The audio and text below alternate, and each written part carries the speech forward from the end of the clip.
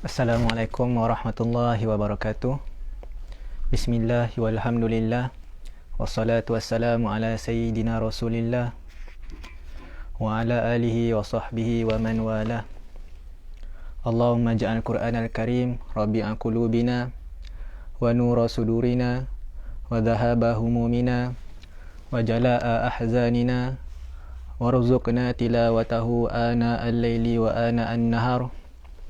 Mu'allimna minhu ma jahilna wa dhakkirna minhu ma nussina waj'alhu hujjatan lana wa la alaina.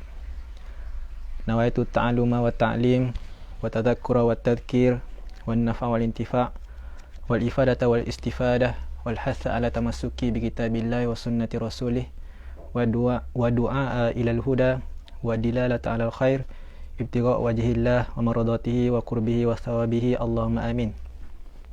Amma ba'. Alhamdulillah, pertama sekali kita ucapkan lafaz syukur kepada Allah Subhanahu Wa Taala. Pada hari ini kita akan sambung perkongsian kita bersama daripada kitab Qasasis Sabiqin fil Quran karangan Ad-Doktor Salah Abdul Fattah Al-Khalidi hafizahullah taala. Mudah-mudahan perkongsian kita mendapat manfaat dan faedah supaya kita dapat menyebarkan kepada sahabat-sahabat yang lain. Baik, hari ini kita akan masuk satu tajuk, iaitu kisah Ashabil Kahfi, Qissatu Ashabil Kahfi. Kisah orang yang pemuda yang berada dalam gua Al-Kahfi. Baik. Kisah ini pada muka surat 276 kalau siapa yang ada kitab, kisah yang ke-9. Kisah Ashabul Kahfi dirakamkan dalam surah Al-Kahfi. Surah Al-Kahfi diturunkan di Makkah. Maka fasa Makkah ni adalah fasa Ghazwatul Fikr, peperangan pemikiran ataupun ancaman pemikiran, ancaman ideologi. Berbeza dengan Madinah. Beza dengan Madinah. Bila di Madinah, Nabi dan para sahabat bertembur dengan golongan-golongan munafik, Yahudi, maka ramai lagi musuh-musuh luar dan musuh dalaman. Akan tetapi di Mekah, Nabi Muhammad SAW dan para sahabat yang berada dalam keadaan yang lemah, mereka berada dalam peperangan pemikiran. Maka hari ini kita hidup di zaman penjajahan yang lebih halus daripada penjajahan bersenjata.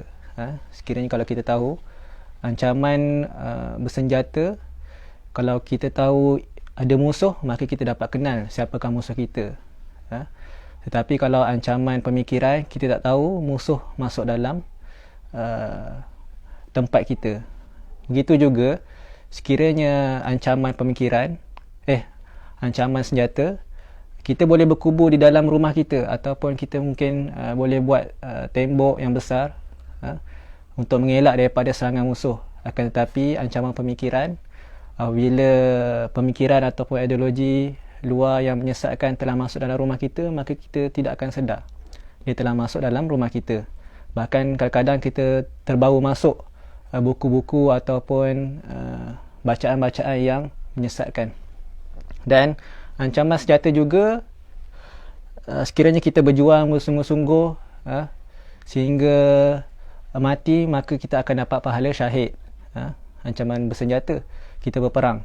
Akan tetapi sekiranya ancaman pemikiran, apabila kita berperang, kita tak tahu sama ada kita termasuk sekali dalam ancaman pemikiran, dan kita risau kita murtad ataupun sesat dalam keadaan tanpa sedar. Maka ini adalah ancaman pemikiran lebih halus ataupun lebih bahaya daripada ancaman pemikiran. Begitulah suasana ketika mana para sahabat dan Nabi SAW di Makkah berhadapan dengan kaum kafir musyrikin, kafir Quraisy. Kerana di Makkah situasinya adalah situasi Islamofobia. Islam ditekan, Islam tak ada kekuatan dan pengaruh. Sebab apa? Sebab mereka tak boleh buat apa-apa. umat Islam ketika berada di Makkah, mereka tak boleh nak buat apa-apa. Maka hari ini kita akan bincangkan ataupun berkongsilah sedikit tentang kisah Ashabul Kahfi.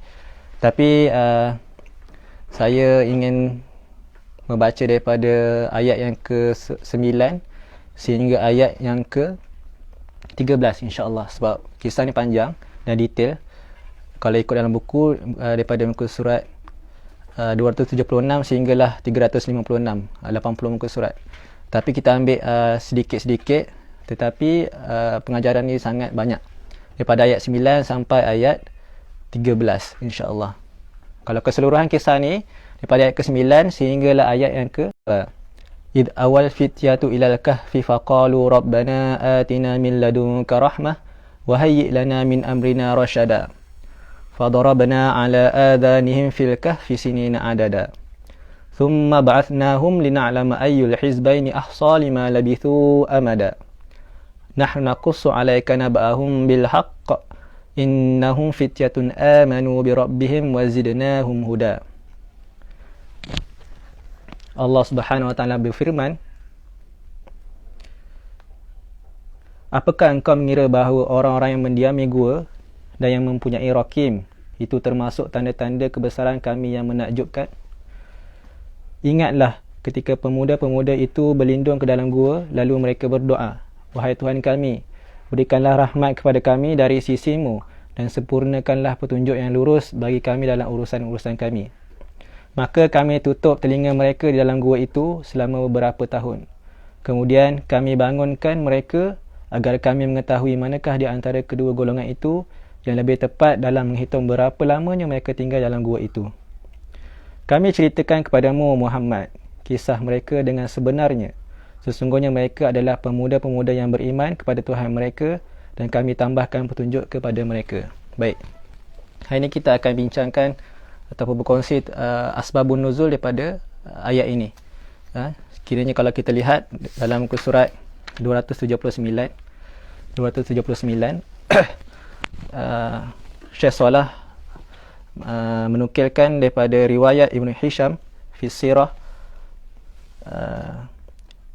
ketika mana peperangan pemikiran ishtaddat al-ma'rakah al-fikriyah. Ketika itu rancaknya persaingan peperangan pemikiran baina Rasulillah sallallahu alaihi wasallam wa baina Quraisy fi Makkah. Ketika itu peperangan pemikiran antara Rasulullah dan Quraisy di Makkah. Nabi bertembung dengan Quraisy sahaja, tidak bertembung dengan munafik, sebab munafik wujud ketika mana di Madinah. Di Yasrib. Maka inilah peperangan pemikiran tadi yang kita terangkan sebentar tadi. Ista'anat Quraisy bil Yahud fil Madinah. Maka orang kafir Quraisy meminta pertolongan dengan orang Yahudi di Madinah. Sebab apa? Sebab apa? Kerana mereka kafir Quraisy ni dah hilang modal, dah habis modal dah. Sebab apa? Sebab Nabi ni apabila bersama dengan para sahabat, Nabi menceritakan kisah-kisah yang baru, kisah-kisah yang sensasi, yang famous, dan menghilangkan kebosanan para sahabat. Para sahabat sangat enjoy bersama dengan Nabi SAW. Makalah sehinggalah kehabisan modal kerana Nabi hebat menjawab segala tashkik-tashkik ataupun tuduhan-tuduhan kepada Nabi. Apabila kafir Quraisy tashkik Nabi dengan soalan-soalan yang gila, Nabi boleh jawab. Sehinggalah mereka kehabisan modal dan mereka minta tolong kepada Yahudi di Yasrib. Kemudian mereka kafir Quraisy ni menghantar siapa? Fa ba'athat an-Nadhr ibn al-Harith wa Uqbah ibn Abi Mu'aid ila ahbaril Yahud yas'aluhum an Rasulillah sallallahu alaihi wasallam. Maka orang kafir Quraisy ni, pembesar-pembesar mereka menghantar menteri ataupun menteri propaganda lah. Kalau kita nak bahasa moden hari ni, menteri propaganda. Ada dua orang, An-Nadhr ibn al-Harith dan Uqbah bin Abi Mu'aid, kepada ila ahbaril Yahud, kepada pendeta Yahudi. Kenapa pendeta Yahudi? Kerana mereka Yahudi ni mengkaji Taurat, mengkaji Injil, mengkaji kitab-kitab terdahulu, yang mempunyai banyak modal, supaya mana bila mana An-Nadhr ibn al-Haris dengan Uqbah bin Abi Mu'ayth ni balik ke Mekah, mereka dapat modal yang baru untuk lawan Nabi, untuk menyaingi dakwah Nabi, untuk menyaingi populariti Nabi ketika di Mekah. Ini tujuan mereka untuk berjumpa dengan para Yahudi. Kerana Nabi berdakwah sangat hebat di Mekah. Maka dua orang ni pergilah jumpa orang Yahudi untuk ambil kursus, dan cari soalan ataupun minta kepada orang Yahudi ni untuk bagi soalan-soalan yang killer lah, supaya Nabi tidak boleh jawab. Baik, kemudian faja'a ilal yahud wa qala innakum ahlut taurah wa qad ji'nakum litukhbiruna an sahibina hadha. Mereka berdua ni telah datang kepada orang Yahudi dan mereka berdua ni berkata, kamu ni ahli Taurah, kamu ni menguasai Taurat, baca Taurat, dan waqad ji'nakum, kami mendatangi kamu untuk bagi tahu kepada kami, untuk kamu bagi tahu kepada kami an sahibina hadha, tentang cerita-cerita yang baik, cerita-cerita yang berkaitan tentang Nabi. Faqalat lahuma ahbaru yahud. Kemudian para Yahudi ni, para pendeta Yahudi ni bertanya minta kepada mereka ni, An-Nadhr ibn Haris dan Uqbah bin Abi Mu'ayth, salluhu an salas, tanyakan kepada Nabi Muhammad tiga persoalan. Tiga persoalan. Apakah persoalan itu? Fa in ukhbirukum bihinna fa huwa nabiyyun mursal wa in lam yaf'al farajul mutaqawwil farau fihi ra'yukum. Baik. Jika Nabi dapat menjawab tiga soalan ini, maka dialah Nabi. Dia Nabi. Dia benar-benar Nabi lah. Dia betul. Jika Nabi tak dapat jawab, dia dituduh kiranya dia penipu lah. Dia penipu lah. Apa tiga soalan tu? Yang pertama, salluhu an fityati dhahabu fid dahril awal. Tanyakan kepada Nabi tentang pemuda yang menyelamatkan diri pada zaman yang awal lah.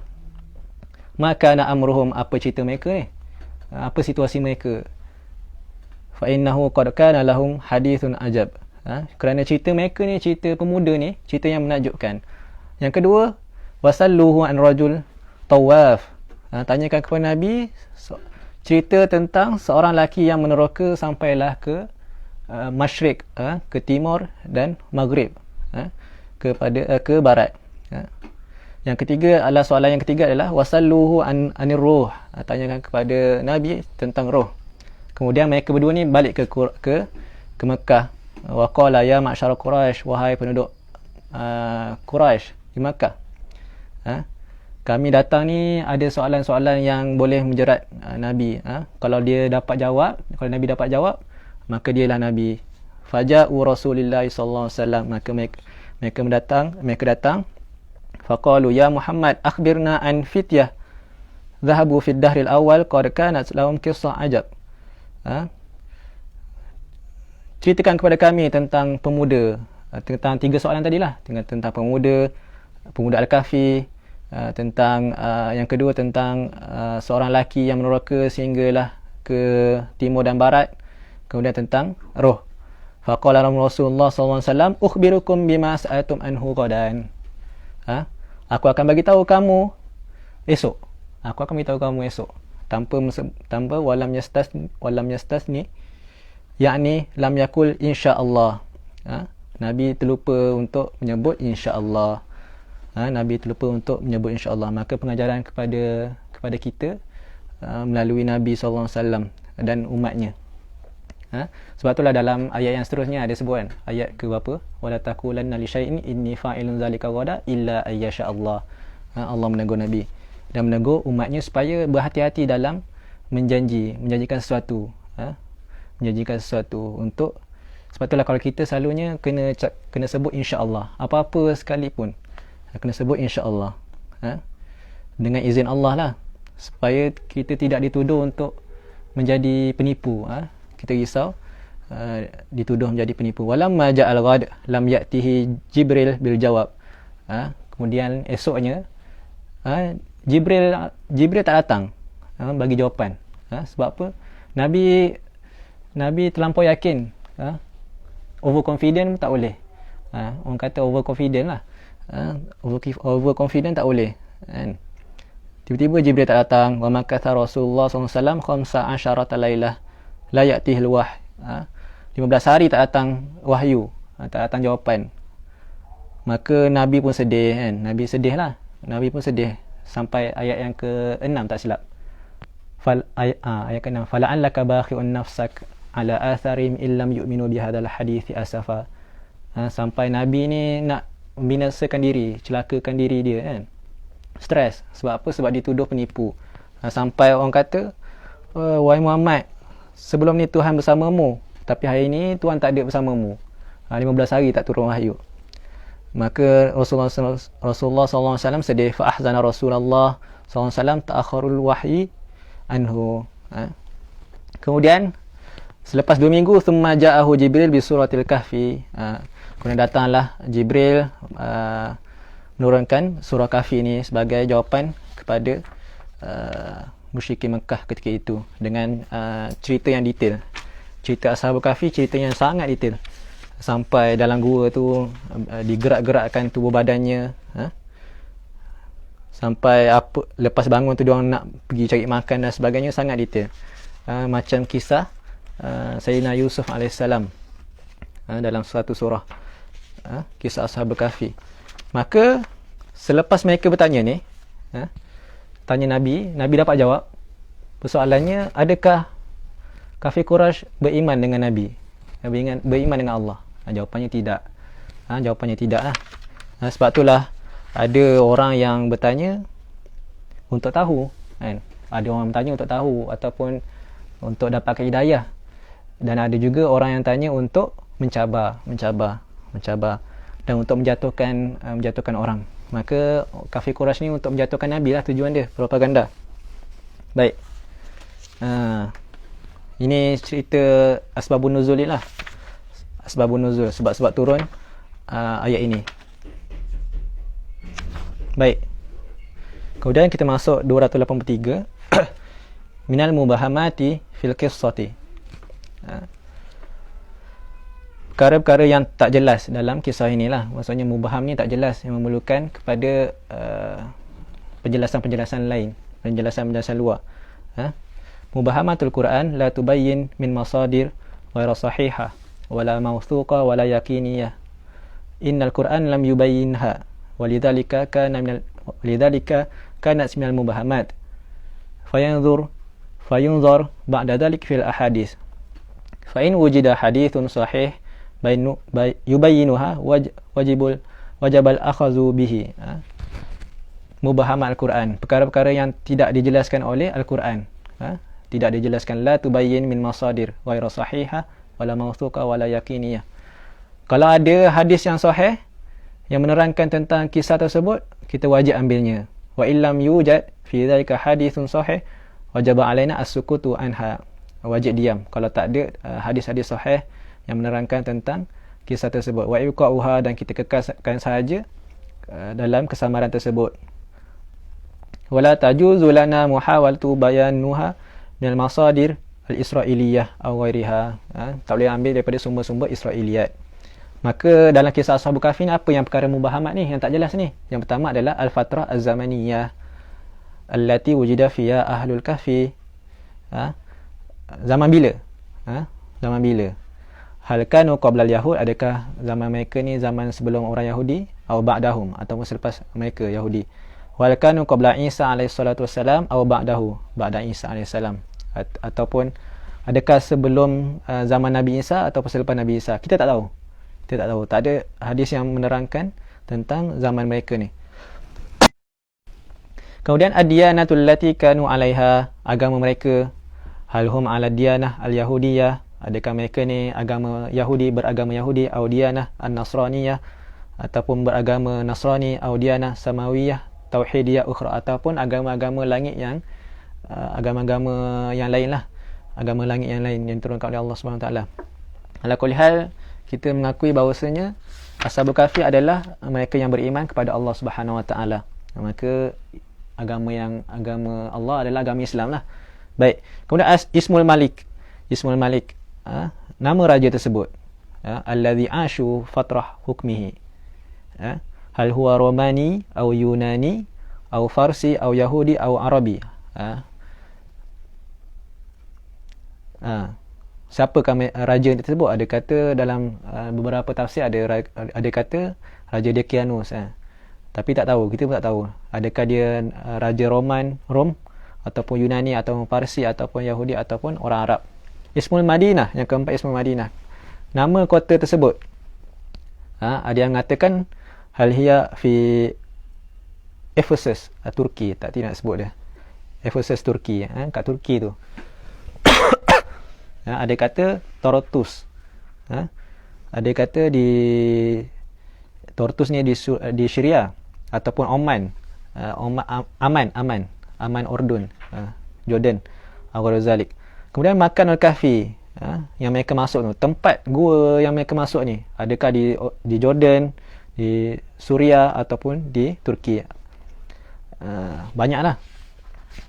Amalul Fityah qabla ayya'u ila Al-Kahfi, dia orang punya kerja ataupun perbuatan mereka sebelum mereka masuk gua tu, adakah mereka ni anak umara, anak pemimpin, anak raja, atau min kibaril muwazzifin indal malik, ataupun anak-anak menteri besar lah, ataupun awkanu minar ru'ah, ataupun di dalam kalangan rakyat. Kita pun tidak tahu. Banyak dalam 15 perkara mubaham. Baik.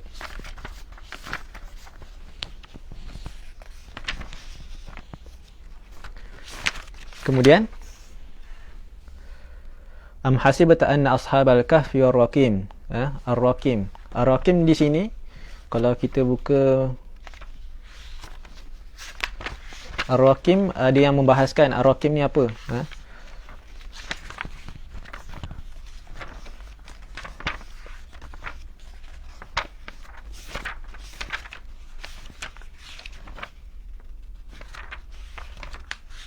Ar-raqim adalah muka surat 282, hajar, atau batu ataupun lembaran yang ditulis nama mereka dan ditampal di luar gua selepas mereka mati. Ini yang antara syarahan. Ada yang kata ar-raqim ni anjing, nama anjing. Dalam tafsir Al-Asas Sufi Tafsir, Syekh Said Ahwa menyebutkan khilaf tersebut. Ar-raqim ni apa? Ar-raqim ni apa? Ada yang kata Ar-raqim ni ismul qaryah, nama kampung tersebut, nama penduduk qaryah, ataupun ismul wadi, ataupun ismul kitab, nama kitab tersebut, ataupun ismul jabal alladhi fihi al-kahfi, nama bukit yang kahfi ni, pemuda kahfi ni tinggal. Tapi qala Sa'id Ibn Jubair Sa'id ar-raqim luh min hajarah katabu fihi qasasi ashabul kahfi, lembaran ataupun batu yang ditulis padanya kisah-kisah ashabul kahfi, dan diletakkan thumma wada'uhu ala babil kahfi, kemudian diletakkan di pintu gua kahfi. Baik. Dan apa beza kahfi dengan al-ghar? Al-kahfi, Syekh Said Ahwa menyebutkan al-gharul wasi' fil jabal, gua yang luas di bukit-bukit, fil jabal, di bukit. Beza dengan al-ghar saja. Al-ghar ni sempit lah, macam gua di gua Sur, gua Hira kan, yang muatkan beberapa orang saja. Tapi al-kahfi adalah satu jenis gua yang besar sedikit. Baik. Kanu min ayatina ajaba, bagi mereka kejadian ini adalah kejadian yang menakjubkan bagi mereka, bagi Yahudi. Ayatina ajaba, inilah tanda-tanda yang kami tunjukkan kepada mereka. Sebab itulah dalam ayah terbagi kepada dua, al-ayah al-makru'ah dan al-ayah al-mandhur.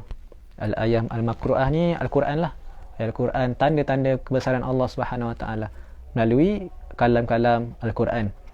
Dan ada juga ayat yang berbentuk al-mandhur, persekitaran, alam. Maka tanda-tanda ini pun bukti kekuasaan Allah Subhanahu Wa Taala, ayatul kauniyah, alam ataupun sains dan sebagainya. Id awal fityatu ilal kahfi faqalu rabbana atina min ladunka rahmah wa hayyi lana min amrina rasyada. Ketika mana awal fityah, remaja tersebut, pemuda-pemuda mereka ni masuk dalam kahfi, faqalu, mereka berdoa. Sebelum mereka masuk kahfi tu, gua kahfi ni, mereka berdoa, rabbana atina min ladunka rahmah.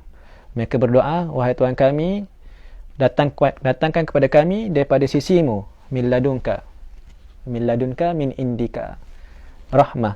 Mereka minta rahmat Allah Subhanahu Wa Taala, wa hayyi lana min amrina rasyada. Dan mereka minta petunjuk. Mereka minta petunjuk. Bermaksud mereka dalam keadaan yang tawakal secara bulat kepada Allah Subhanahu Wa Taala. Mereka tahu Allah Subhanahu Wa Taala sahaja yang mampu tolong mereka. Maka mereka minta kepada Tuhan sajalah, rabbana atina min ladunka rahmah. Minta rahmat Allah Subhanahu Wa Taala. Mereka yakin tak ada orang pun yang boleh selamatkan mereka, tak ada orang pun yang boleh melindungi mereka dalam situasi dalam situasi mereka ni lah. Baik.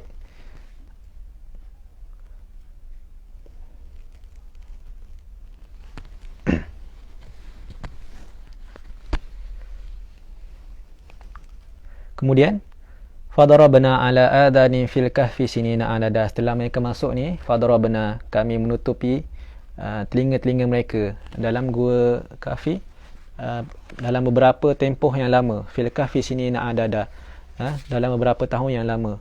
Maka kami tutup pendengaran mereka, telinga mereka. Allah Subhanahu Wa Taala menidurkan mereka sebagai jawapan kepada doa rabbana atina min ladunka rahmah wa hayyi lana min amrina rasyada. Mereka minta rahmat, mereka minta petunjuk. Maka Allah menjawab atau merespon kepada mereka ni dengan menutup telinga mereka. Bermaksud Allah memberikan ketenangan kepada mereka lah, kepada orang-orang beriman ketika mana dalam keadaan yang mencabar dan sangat susah. Sangat susah.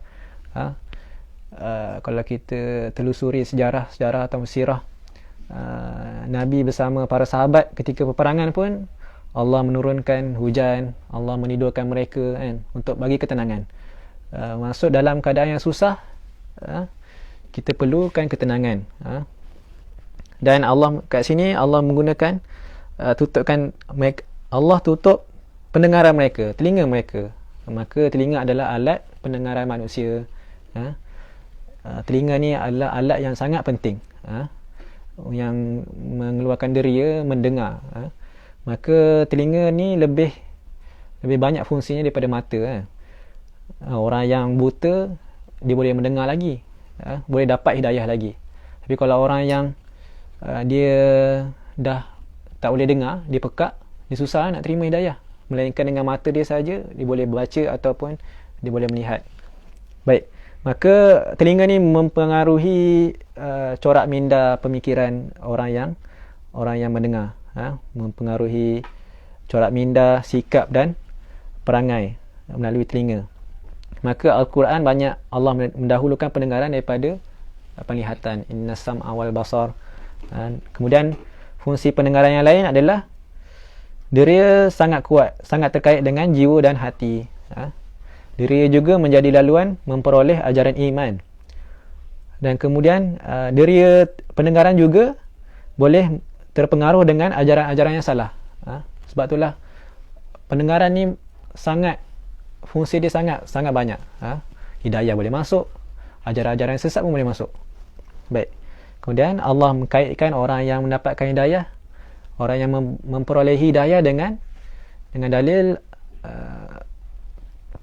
alladzina yastami'una al-qawla fayattabi'una ahsanah ulaika alladzina hadahumullah. Golongan yang dapat hidayah adalah mereka yang suka mendengar perkataan yang baik, suka mendengar nasihat, lantas fayattabi'una ahsanah. Lepas dengan nasihat tu dibuat terus, fayattabi'una ahsanah, buat perkara yang paling terbaik. Maka inilah ciri-ciri mereka yang beroleh hidayah, adalah dengan menggunakan fungsi diri yang betul, Sebab itulah pendengaran adalah fungsi mula-mula yang syaral, yang berfungsi lah ketika bayi, baby baru lahir, kita azan kita azan untuk dirasmikan mendengar perkara-perkara yang baik. Dan ketika mana nazak pun telinga ni sangat berfungsi untuk menyelamatkan ataupun untuk mendengar pesanan-pesanan iman, la ilaha illallah. Maka kita perlu menjaga pendengaran, menapis segala pendengaran yang tidak baik. Dan daripada pendengaran itulah membentuk jati diri dan iman. Maka Allah Subhanahu Wa Taala menutup telinga mereka supaya tidak terpengaruh, Ashabul Kahfi. Baik.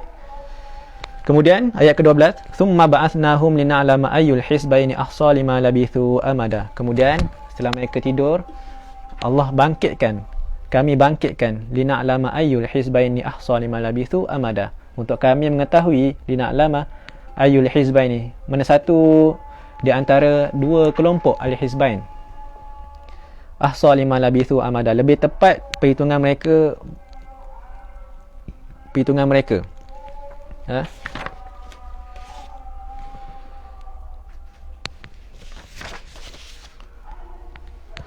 Maka dibahaskan dalam tafsir Al-Kabir karangan Al-Imam Fakhruddin Ar-Razi, tafsir Fakhruddin Ar-Razi, siapakah kelompok yang dua kelompok ni, hizbain ni. Antaranya adalah, pendapat yang pertama adalah kelompok pemerintah yang zalim. Ada dua kelompok kan. Pendapat yang pertama kelompok pemerintah yang zalim, yang kedua kelompok Al-Kahfi yang beriman. Ini pendapat yang pertama. Maka dua kelompok ini akan berada sampailah akhir zaman. Ada raja pemimpin yang zalim, ada pemerintah yang zalim, ada orang yang beriman, sehinggalah hari kiamat. Dan pendapat yang kedua, dua kelompok ni daripada Ashabul Kahfi, daripada Ashabul Kahfi sendiri. Mereka bangun-bangun, mereka tertanya-tanya sesama mereka, sampailah mereka ni tanya mereka ni tinggal berapa lama. Kemudian ayat yang seterusnya, tapi mereka tak bincang lama lah, mereka terus cari makanan. Nanti ayat yang seterusnya. Kemudian pendapat yang ketiga, iaitu kelompok yang beriman, masyarakat ketika itu. Mereka bangun, ada masyarakat yang beriman ketika itu. Dan yang keempat antaranya, ada yang masyarakat yang mendokong ajaran iman. Akhirat ada, akhirat ni akan ada. Maka mereka beriman, orang yang beriman. Dan ada juga yang materialis. Cukup dunia sahaja. Akhirat ni tak ada, dia kata. Akhirat tak ada. Maka Ashabul Kahfi menjadi saksi dan menjadi gambaran bukti Allah Subhanahu Wa Taala bahawasanya mereka ni pernah dihidupkan, dan menjanjikan Allah Subhanahu Wa Taala ni hari kiamat akan ada. Baik. Kemudian ayat yang ke-13, ayat yang terakhir insya-Allah, nahnu naqussu 'alaika naba'ahum bil haqq innahum fityatun amanu bi rabbihim wazidnahum huda. Kemudian Allah Subhanahu Wa Taala menyebutkan, kami ceritakan kepada kamu wahai Muhammad berita-berita yang sangat benar. Allah menggunakan lafaz nahnu, sebab itulah beza nahnu dengan ana. Tapi di sini nahnu di sini membawa kepada kebesaran Allah dan kehebatan Allah, menggambarkan apa yang Allah nak ingin ceritakan itu adalah cerita yang sangat penting, sangat benar, sangat besar, sangat sensasi dan banyak pengajarannya. Tetapi ada juga Allah guna lafaz ana, menggambarkan itu adalah wahdaniyah, keesaan Allah Subhanahu Wa Taala. Tak ada siapa yang boleh ganggu Allah Subhanahu Wa Taala dengan kuasaannya. Sebab itulah ada ayat, inni ja'ilun fil ardi khalifah, aku saja yang ja'ilun menjadikan di muka bumi ini adalah seorang khalifah, khalifah di kalangan manusia, khalifah dan yang lain lah. Dan ada juga wa idza sa'alaka ibadi anni fa inni qarib, nak minta doa, minta ke Allah Subhanahu Wa Taala sahaja. Allah itu dekat, fa inni qarib. Dan lafaz naba'a, berita, berita penting dan sensasi dalam bab ni. surah Al-Kahfi ni ada Syekh Salah menerangkan naba ni adalah perkara yang sangat penting, berita yang sangat penting, alham. Beza dengan khabar yang pernah kita jelaskan sebelum-sebelum ini. Sebab al-khabar ni boleh benar, boleh tidak benar. Baik. Kemudian kisah. Allah Subhanahu Wa Taala menceritakan kisah yang benar. Kisah yang benar. Sebab tu dalam Quran, kisah ni 1/3. Kisah-kisah dalam Quran 1/3 daripada Al-Quran. 1/3 daripada Al-Quran.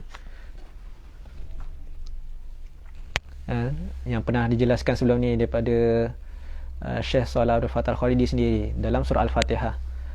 Dalam surah Al-Fatihah, kalau kita perasan ayat 1 sehingga ayat keempat menerangkan tentang akidah. Alhamdulillahirabbil alamin arrahmanir rahim maliki yaumiddin iyyaka na'budu wa iyyaka nasta'in. Kemudian ihdinas iyyaka na'budu. Iyyaka na'budu ni, iyyaka na'budu wa iyyaka nasta'in ni adalah tentang ibadah, tentang fiqh, syariat. Kemudian ihdinas siratal mustaqim. Ayat 1 sehingga ayat keempat. Alhamdulillahirabbil alamin arrahmanir rahim maliki yaumiddin iyyaka na'budu wa iyyaka nasta'in. Kepada kamu saja kami menyembah dan kepada kamu saja kami mohon pertolongan. 1 ke 4 hingga ke 4 menerangkan tentang akidah. Ihdinas siratal mustaqim. Tunjukkan kami jalan yang lurus. Menerangkan tentang ibadah. Ihdinas siratal mustaqim siratal ladzina. Salah. Betul lah. Iyyaka na'budu wa iyyaka nasta'in itu tentang syariat, tentang fiqh, ibadah. Kemudian siratal ladzina ihdinas siratal mustaqim, tunjukkan kami jalan yang lurus, iaitu jalan yang orang beriman, orang yang para nabi, jalan para nabi dan orang-orang syuhada. Siratal ladzina an'amta 'alaihim ghairil maghdubi 'alaihim waladdallin amin. Bukan jalan yang dimurkai oleh Allah Subhanahu Wa Taala dan bukan jalan yang sesat. Baik. Kemudian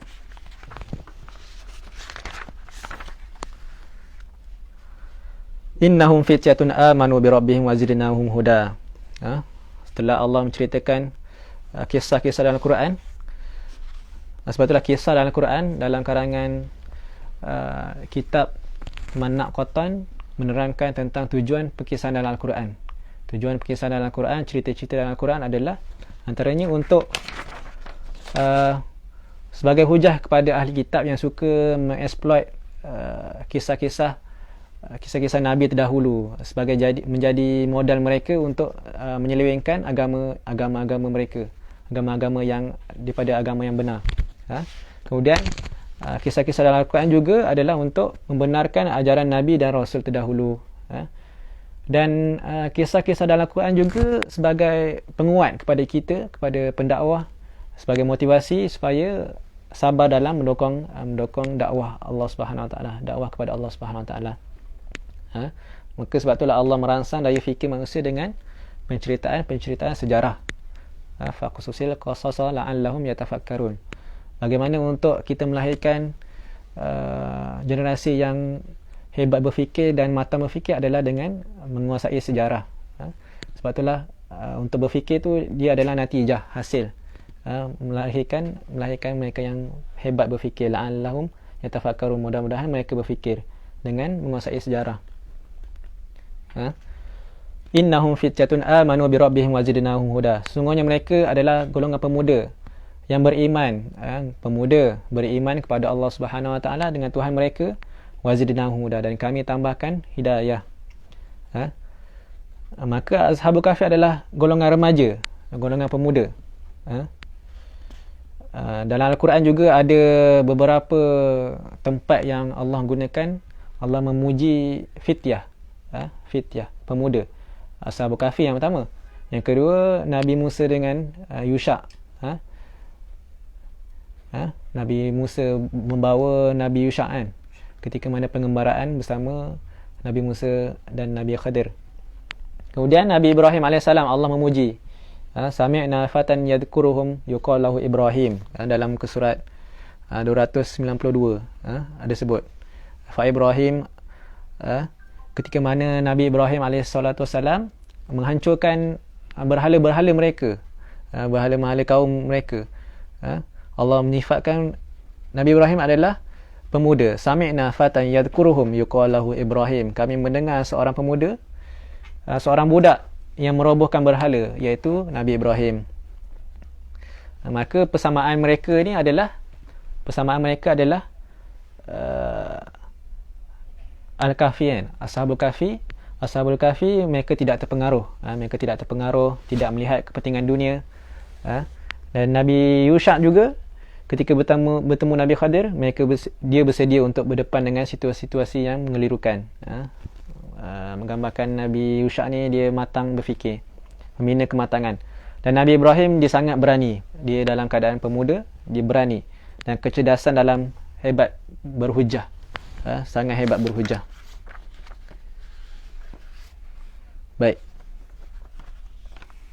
Maka anak muda ni kita kena merangsang pemikiran mereka lah. Kena merangsang pemikiran mereka, cara berfikir mereka. Jangan kita pelekeh mereka. Jangan pelekeh mereka. Sebab itulah para Nabi tidak pernah mempelekeh anak-anak muda. Nabi Musa pun bawa Nabi Yusha, kau ni muda, jangan ikut kami, jangan ikut aku. Tak. Dan kadang-kadang ayat-ayat negatif yang ditujukan kepada pemuda, kepada anak-anak muda, kamu ni muda lagi, kamu ni jangan belagak pandai, kamu ni tak matang lagi, mengurangkan ataupun dapat membuatkan mereka ni terbantut, dapat membuatkan para pemuda ni terbantut pemikiran mereka.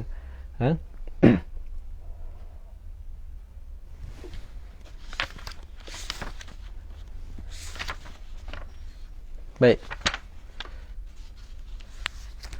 Kemudian yang terakhir adalah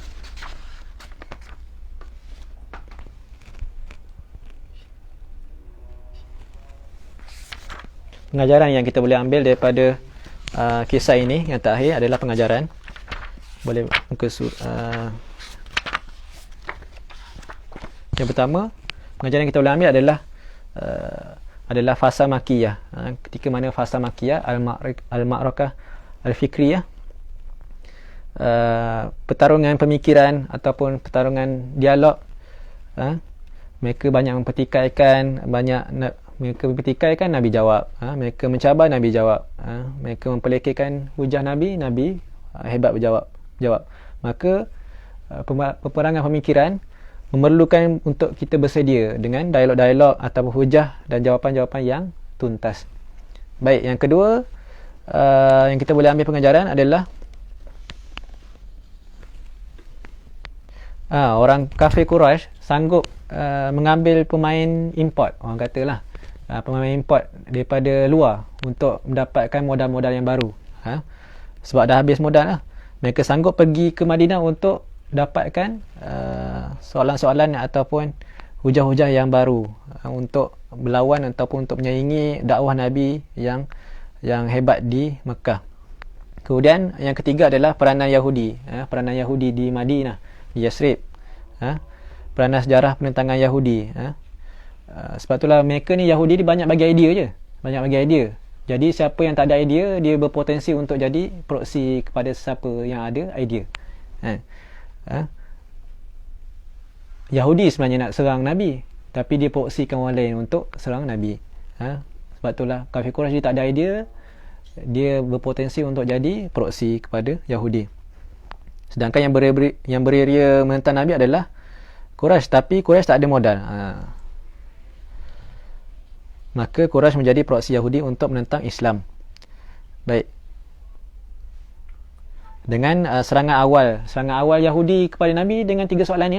Tiga soalan tentang pemuda Ashabul Kahfi, tentang Zulkarnain, dan tentang roh. Kemudian pengajaran yang seterusnya adalah perlu berhati-hati dengan Yahudi. Dengan golongan ilmuwan, Yahudi lah. Kita katakan mereka ni adalah golongan ilmuwan Yahudi, kerana mereka ni akan sentiasa menambahkan penyelewengan kepada kafir Quraisy, kepada orang yang tidak mengaji, sehingga akhir zaman pun ramai yang menyesatkan manusia.